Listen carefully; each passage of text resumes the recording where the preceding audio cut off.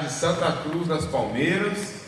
Sou casado com a Camila, essa moça bonita que está aqui na frente, né? E participo do grupo de oração Divina Luz, que acontece todas as quartas-feiras lá na Igreja Santa Cruz. E para você que já participa do grupo de oração, eu penso que você, assim como eu, né, se sente muito feliz por participar do grupo de oração. Sim ou não, gente? Sim. É muito bom participar do grupo de oração, não é verdade? E você que está vindo aqui nessa segunda-feira, por causa do nosso evento, do clamor, fica também o convite para você, seja fiel ao nosso grupo de oração.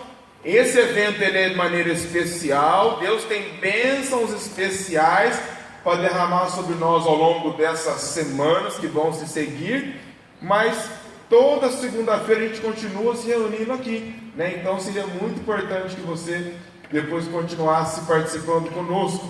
Eu digo a vocês, o grupo de oração, nos momentos em que eu mais precisei na minha vida, foi o meu sustento, né? O grupo de oração foi o meu refúgio, e eu não sei o que seria da minha vida se eu não participasse de um grupo de oração. Amém? Amém. E eu tenho um carinho também muito grande por esse grupo de oração aqui. Oh, glória a Deus! Eu lembro dos momentos importantes. Eu lembro quando eu estava começando a participar da renovação. Um dos primeiros lugares, né, que eu vim pregar foi aqui, né? O pessoal realmente depositou uma confiança, né? Todo mundo tinha medo, falar, ixi Maria, esse menino vai fazer besteira, né? E aqui foi um lugar onde eu sempre realmente fui muito bem acolhido, sempre me convidaram, eu sempre muito feliz de poder estar aqui. Eu lembro quando eu estava para casar também, me deram até presente de casamento aqui no grupo, né? Guardo lá com muito carinho também. E agora a minha esposa está grávida, gente. Olha que alegria. Glória a Deus, sabe? Então, mais um momento importante que realmente vai marcando as minhas passagens aqui por Estiva Gerbe, né? A metrópole da Diocese de São João da Boa Vista, né? A gente costuma brincar com o pessoal que mora aqui, né? A gente se encontra nos eventos, encontros aí da Diocese, e fala que é Estiva Gerbe City, né, gente? Que é Estiva Gerbe City, né? Que é coisa chique mesmo, não é verdade? Nossa, primeira linha, filho. Tem uns maldosos por aí que fala que é um bairro de Mogi Guaçu, gente. Vai o povo maldoso, né? Maldoso. Imagina, não é verdade? É independente, né? Realmente aqui é um polo industrial. Brincadeiras à parte. O tema que nós vamos trabalhar nessa noite, né? Que Deus escolheu para falar conosco, é o servo do centurião, ou dependendo da sua tradução, o servo do oficial, tá certo? Então eu quero convidar você já a abrir a sua Bíblia comigo, lá em Mateus capítulo 8, no versículo 5. Mateus capítulo 8, versículo 5. A mesma passagem também se encontra em João, se encontra em Lucas, mas nós vamos usar hoje aqui o texto de Mateus, capítulo 8, versículo 5. O subtítulo, quem está com a Bíblia da Ave Maria aí, é o servo do centurião. Quem está com a Bíblia Ave Maria, da capinha marrom aí, é página 1292.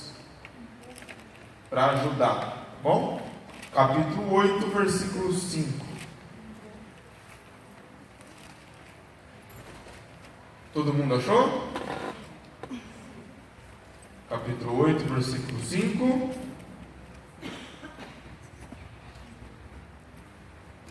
Quem não achou, pede ajuda para o irmão que está do lado. Tem um pouquinho mais de facilidade.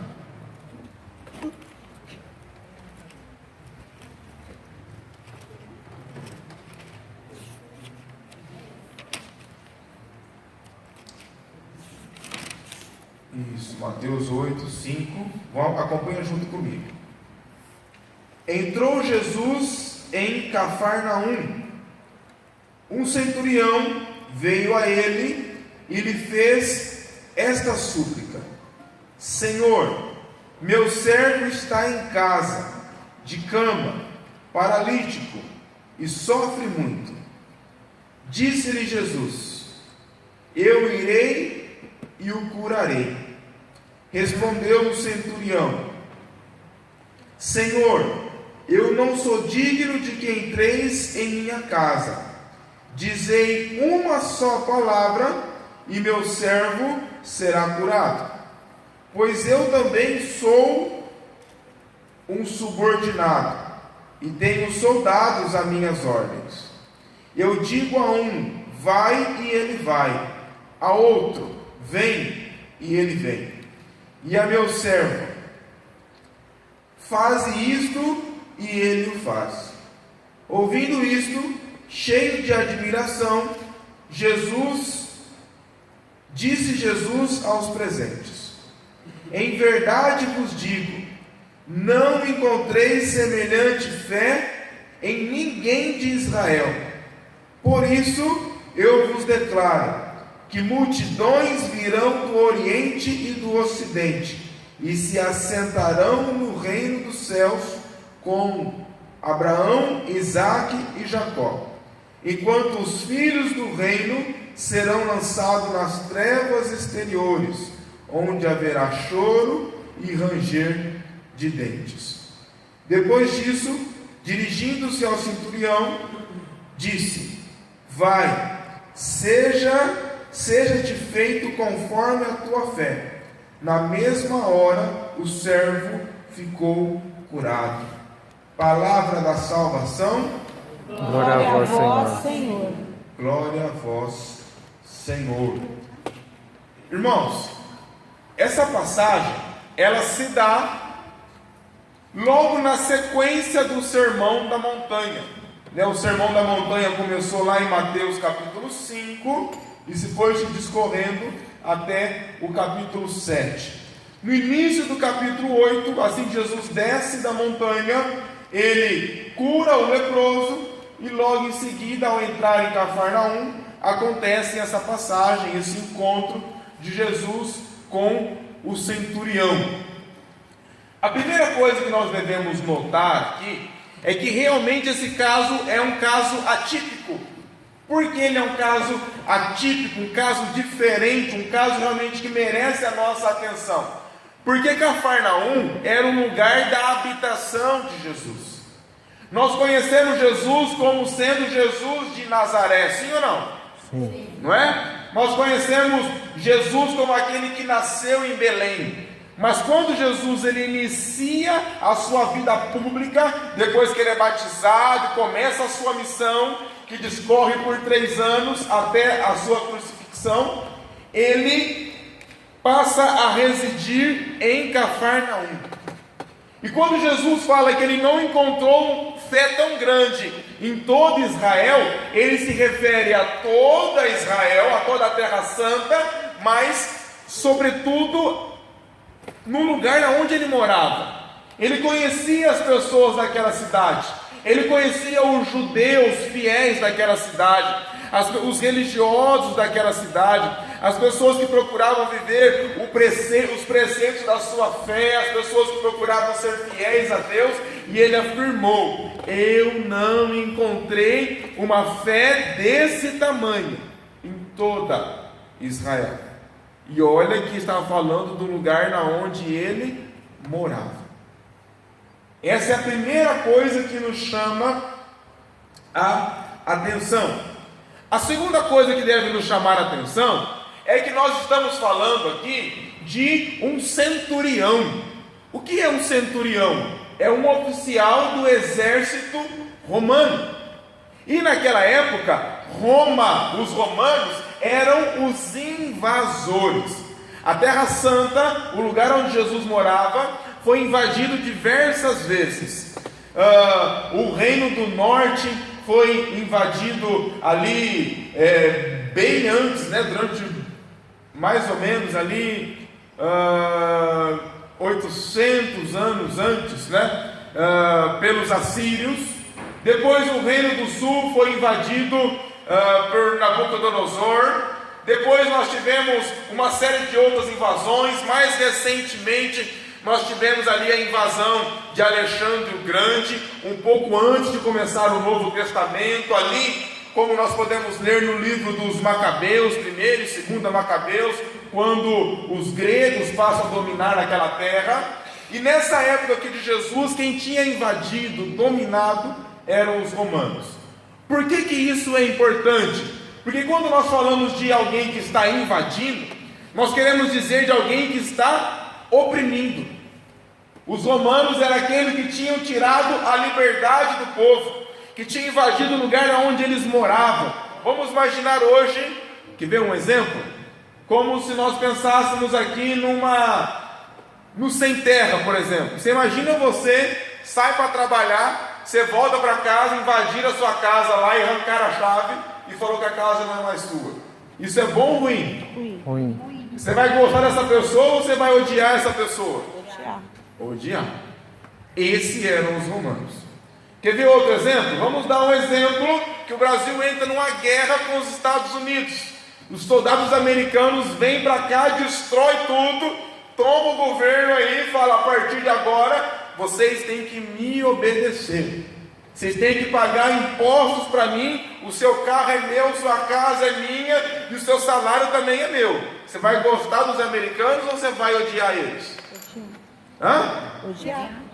Esses eram os romanos. E aqui nós estamos falando de um oficial desse exército romano que tinha invadido, né?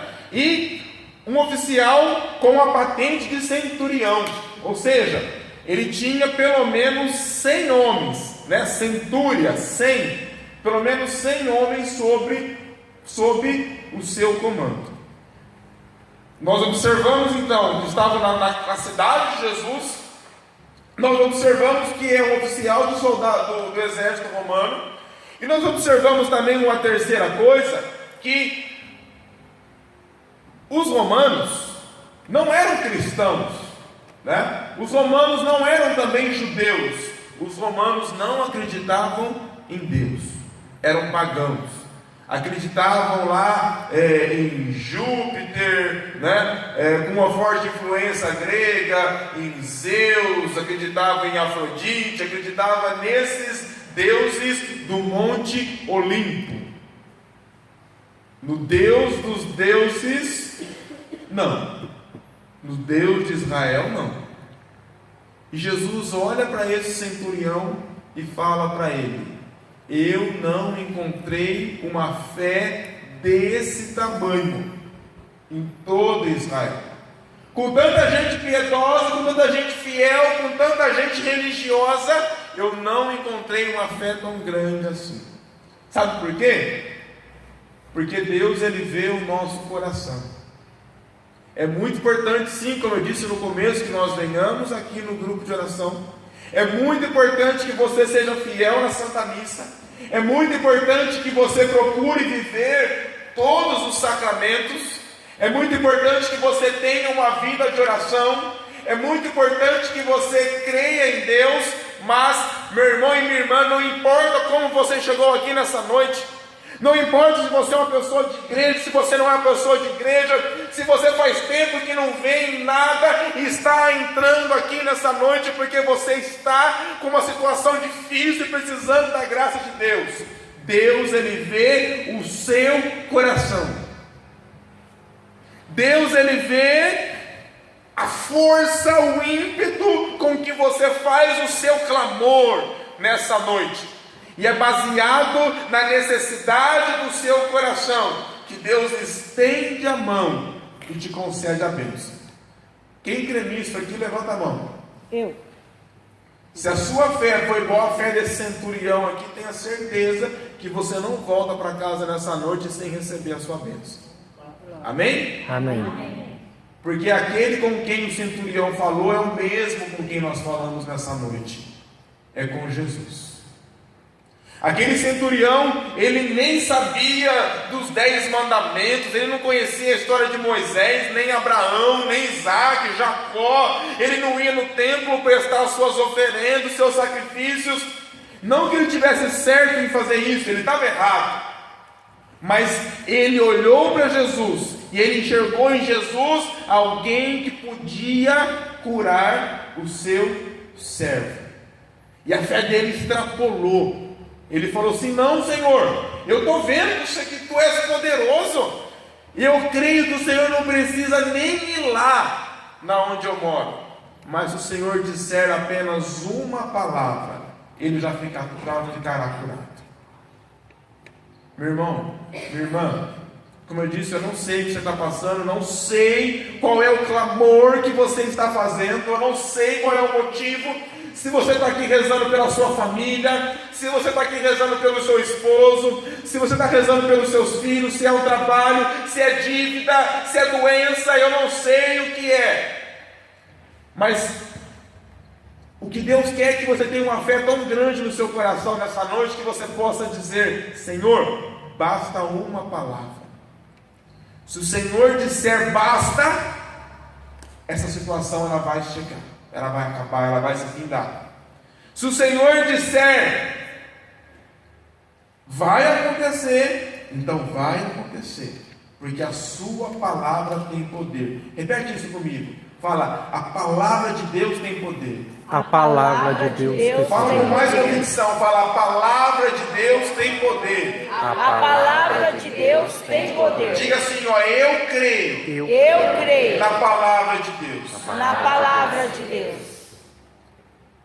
De maneira convicta, para o seu coração poder se convencer disso. Eu não sei de fato, gente, quando eu falo que eu não sei, mas uma coisa eu sei: Ele pode. Aqui nós estamos lendo um trecho da Sagrada Escritura. Eu estou vendo aqui, falando para vocês, dessa passagem, desse encontro, esse breve encontro de Jesus com o centurião, mas quantos outros nós não poderíamos citar aqui, para poder comprovar para você que Ele pode. Se você for alguns versículos antes, você vai ver que ele tinha curado um leproso. Se você for alguns versículos depois, você vai ver que ele vai expulsar demônios. Se você quiser continuar folheando a Bíblia, você vai ver que ele anda sobre as águas, que ele multiplica pães e que ele ressuscita até morto. Ele pode. Ele pode. Não há grau de impossível, não há, mas o meu problema é muito grande, não importa, Ele pode. Eu não sou uma pessoa muito religiosa, nós já provamos aqui que o centurião também não era e recebeu a graça. O Senhor vê o seu coração, Ele se importa. Talvez as pessoas vão olhar para você e vai falar assim: ai lá, está vindo aqui só porque está interessado. Ai lá, olha, nunca veio na igreja, só está vindo aqui porque a coisa está preta. Deixa as pessoas falar o que elas quiserem. Se preocupa com Deus. Deus olha para você como um filho amado dele, como uma filha amada dele. Ele olha para o seu coração e ele não consegue ficar indiferente a isso. Tenha certeza do que eu estou te falando. Não tenha dúvida do que eu estou te falando. Talvez, por que eu estou insistindo nessa questão? Porque isso pode gerar bloqueios na nossa fé. Tem pessoas que talvez entram na igreja e ela fica pensando assim: ai não, Deus não vai atender a minha oração, porque eu nunca servi a Deus, eu nunca dei muita bola para Deus, eu não sou fiel a Deus, Deus vai ouvir a oração dos outros e não vai ouvir a minha. Engano seu. Eu estou para dizer até que é o contrário. É mais fácil Deus ouvir a sua. É mais fácil Deus ouvir a sua. Quando a gente está começando a dar os nossos primeiros passos, aprendendo a confiar em Deus, eu tenho a impressão que Ele atende as nossas orações, as nossas preces até mais rápido, né? Na verdade que Ele atende igual, mas a gente não está acostumado ainda a essas experiências na nossa vida, de saber realmente que esse Deus Ele está vivo, não é um Deus morto, não é uma ideia, não é um faz de conta. Será que vai acontecer? A gente começa a saber, a sentir, a ter provas sensíveis de que Ele está vivo sim, e de que Ele é poderoso. Deus já realizou muitas graças na minha vida, muitas mesmo, né? E agora nesse momento, disse para vocês, né, minha esposa está grávida. Isso para nós é uma graça realmente muito grande. Nós já temos 6 para 7 anos de casamento. E o nosso grande sonho era ter um filho, né? Ter um não, né? Nosso plano sempre foi ter 3 filhos, né? Só que eu não podia. E já tentamos de tudo. De tudo. Fomos em vários médicos, fizemos tratamento. Sabe o que o médico falou? Eu fui em vários. O médico olhou para mim e falou assim: é impossível. Aí eu fui no outro médico, o médico falou assim, olhou o exame e falou assim: só um milagre. Eu falei: é só disso que eu preciso. É só disso, eu não preciso de mais nada. Aí ele falou: vai para Ribeirão Preto, que lá tem médico especializado, porque é um grande centro, porque lá não sei o quê. Aí o médico falou assim: olha, não tem jeito não, você tem que ir para reprodução assistida. Eu falei: não, doutor, minha fé não permite não. Eu prefiro confiar em Deus. Até um dia eu estava partilhando com um amigo meu, lá de Tambaú, o Elvis. Aí o Elvis falou assim: Washington, mas e aí e tal? Você não fica bravo, né? Porque tanta gente nem quer ter filho, tem filho, não é verdade? Fica bravo porque engravidou e tal, e quer jogar o filho fora, dar para outro criar. Você que é uma pessoa tão de Deus, é uma pessoa tão fiel e tudo, e você não consegue. Eu falei assim: Elvis, a minha confiança em Deus é tão grande que eu creio que Ele tem um tempo certo para cada coisa. Ele está reservando o momento certo. Mas eu falei que partilhei com ele, né? Eu falei assim: outro dia eu estava rezando, estava conversando com Deus, e eu falei para ele, olha, Senhor, eu dependo do Senhor para tudo, e até para isso eu tenho que depender do Senhor. Você vê como que eu não consigo, né, realmente fazer nada, até para isso eu dependo de Ti. Mas amém, eu confio em Ti, eu sei que o Senhor pode, e Deus pode. A vontade que eu tenho é de pegar o exame lá naqueles médicos que falou para mim que era impossível, que não tinha jeito, que não sei o que era só um milagre, e falar aqui, ó. É igual quando o time da gente ganha, né? Como é que você fala pro outro time, né? Toma aí, ó, aqui, vai, fala alguma coisa agora. Porque realmente, gente, não tem impossível. Não tem. A cada dia que passa, eu tenho mais certeza disso. Não tem. Já vi o Senhor curar câncer, já vi o Senhor fazer tanta coisa. É claro. Quantas pessoas também, né, que pedem, às vezes não recebem. Deus tem os seus motivos para cada coisa. Deus tem as suas razões, tem um plano muito maior que a gente muitas vezes não consegue compreender o porquê de algumas situações. Mas isso não deve nos